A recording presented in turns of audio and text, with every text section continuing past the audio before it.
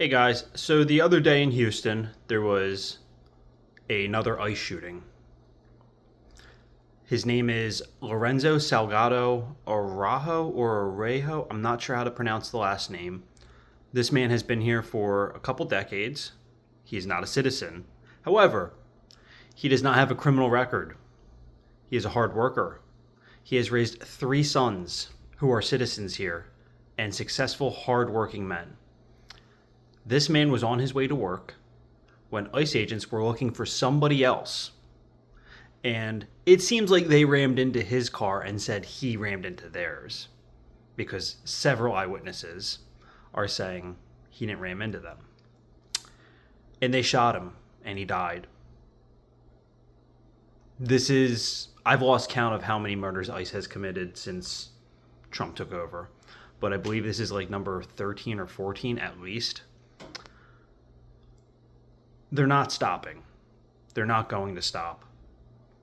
This is going to continue. We need to start standing up harder, louder, in larger numbers.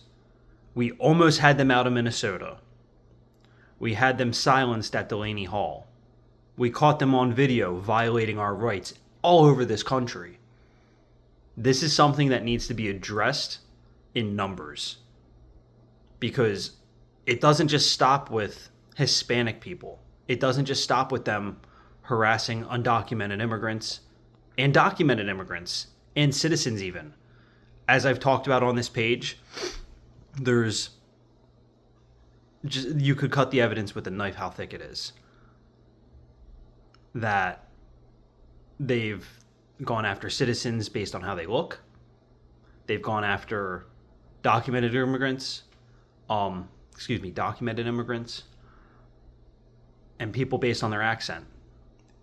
I work with someone who I said, listen, your accent and your skin color is a target, unfortunately, and ICE is in the area. Just stay inside when you get home. If you see that there's a notice that they're around here, just stay inside, because it is not safe. This is back in January, but it still rings true. They don't give a fuck that an election is coming up. That tells me they're going to try to rig it. That the Republicans are going to try to rig it, and they don't care how unpopular they are, because they know this is very unpopular. I believe the Mexican president, Sheinbaum, she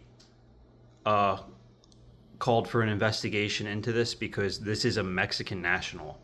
Now, I know a lot of racist, xenophobic, and